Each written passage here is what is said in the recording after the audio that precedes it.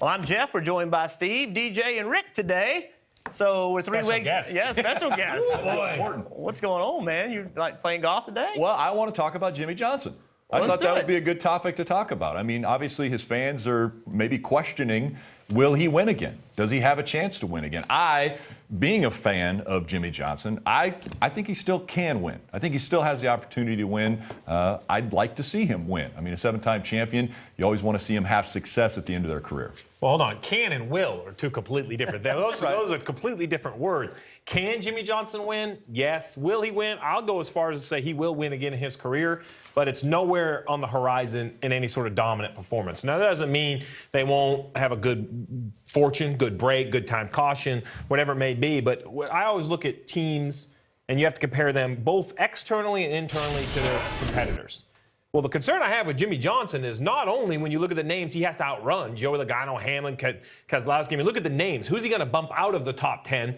When you look at the results from Las Vegas, DJ, he was the 4th of 4 Hendrick cars. That perhaps is more concerning than where he's running against all the competition. I think that's what you have to look at first and foremost. And I said last year, early on NASCAR America, that he wasn't going to win, in my opinion, in 2018 because I just didn't see things happening the way they needed to be. I think 2019 is an even worse situation. He's working with a new crew chief, and I know that they will get certainly better together, but I really don't believe this is a package that at this point in time right now, with what the way the cars are, that it's suitable to his driving style. Will he adapt because he's a 7-time champion? Absolutely he will. So that's down the road. First and foremost, before we can talk about winning, he has to figure out how to run in the top 10. And that's not Jimmie Johnson, the great champion that he is and great driver that he still is. It's them as an organization, besides putting one car in the top 10 yesterday with Chase Elliott at Las Vegas. They as an organization have to become much, much better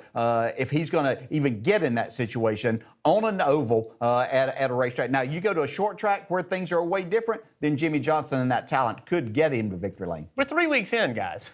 I mean, you know, are we panicking? Because we're 41 weeks, we're 50-something weeks into the losing streak. I'm with you on that. And your point about your point about your Hendrick drivers, you know, I said 2 years ago that I thought that Don't Jimmie say it Johnson again. Maybe just get your Twitter to calm down. was the second best driver at Hendrick. Yeah. But I don't know, man. We're 3 weeks into a completely new rules package. I think the question is, can Hendrick win? Yeah. Right now, can Hendrick do what they've got to do? And I know that Rick's going to text you later tonight and go. But listen, I mean, they are for 2 decades. We chased them all over the place. For 2 decades, this was the team that you had to beat if you're going to win a championship. They don't show it. They just don't show it. So can Hendrick, in my opinion, it's a Hendrick thing. I think Jimmie Johnson, I think there's no question he can win races again. I don't know if he's going to be able to win 7 or 8 or 9 a year, but there's no question in my mind he can win races. The question I have is more the company. Can the company give enough speed to 4 teams?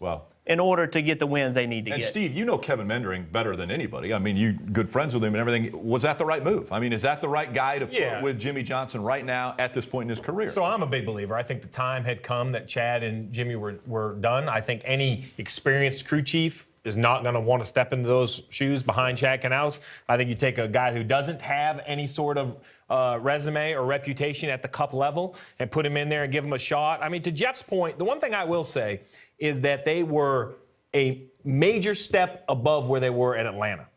Now, you know, I know it doesn't seem like much, but let's take someone like Roush Fenway. We've talked about it all the time, right? How do you know that they've got better if they were 25th and now they're 20th or now they're 15th? When I look at Atlanta, Hendrick Motorsports wasn't even on the radar. Like, they weren't even at the race. I mean, that's a place Chase Elliott always runs inside the top 5, and they couldn't even hit single digits. We go to Las Vegas. I'm not saying they were head and shoulders better, but a marked improvement. 3 on the lead lap of a race that went basically all green flag. There was a lot of opportunity for this to really get away from them. So, you know, yes, they're making improvements. At the rate at which they want? Absolutely not. I mean, you saw after qualifying at Daytona, they had that swagger like they were back, and it quickly went away when they left the speedway. I'm going to say I'm not a believer that I think there's a lot more work to do at Hendrick Motorsports because, in my opinion, you go from Atlanta to Las Vegas, the grip level went up about 150% going to Las Vegas. So that tells me, unless you're at a racetrack that has a lot of grip, a Kansas and other places like that, or somewhere you have a night race, then they're still in trouble. California in a few weeks, I think that we find out once again that they still have some work to do. But every organization's been through things like this. So to me, with short tracks, we've got to run a short track, and there's that's a tremendous amount more downforce than they had last year. How does that affect Hendrick Motorsports? How does that affect Jimmie Johnson at Martinsville, at Dover, at places where we know he's great and can still be great?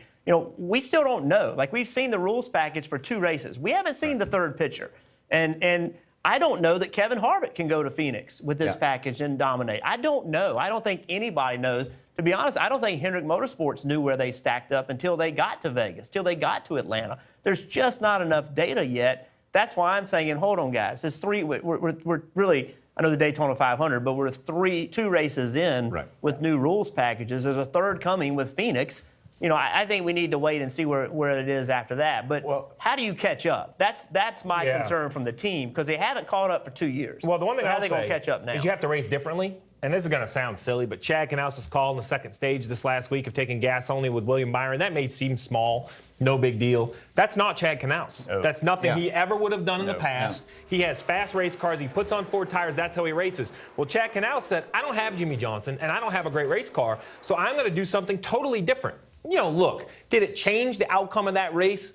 I think it did. I think the 24 ran much higher in that race because of that track position. Guys, it's not just how fast your cars drive.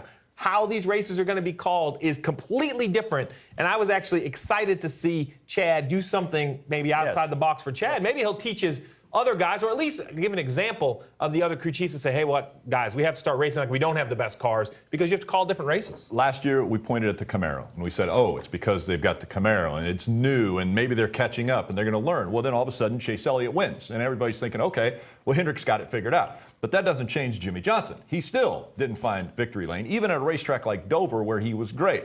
This year, it's a new package. So do we point at these things, or should we point the finger at Jimmie and say, maybe it's the driver now? Maybe it's at a point in his career where he's not able to adapt to these changes like some of these other guys are able to. And that's hard for me to say, because he's, I think, still one of the greatest, if not the best, to ever get behind the wheel of a stock car. It happens to all of us. Yeah. Unless we retire really early, you become where you're not as effective as you once were, and you don't even know it.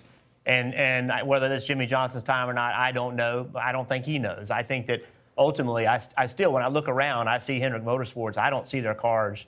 I don't see Jimmie Johnson running 15th and his other cars leading. I think there is some work that has to be done in Hendrick Motorsports. Yeah, 10 spots behind the best car. I mean, not 20. I just think that the whole combination of the timing of the crew chief change and the new rules packages with this, it was bad for Jimmie Johnson.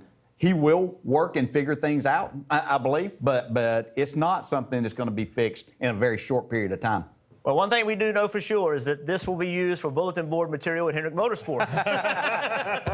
Join us on NASCAR America weekdays at 5 o'clock.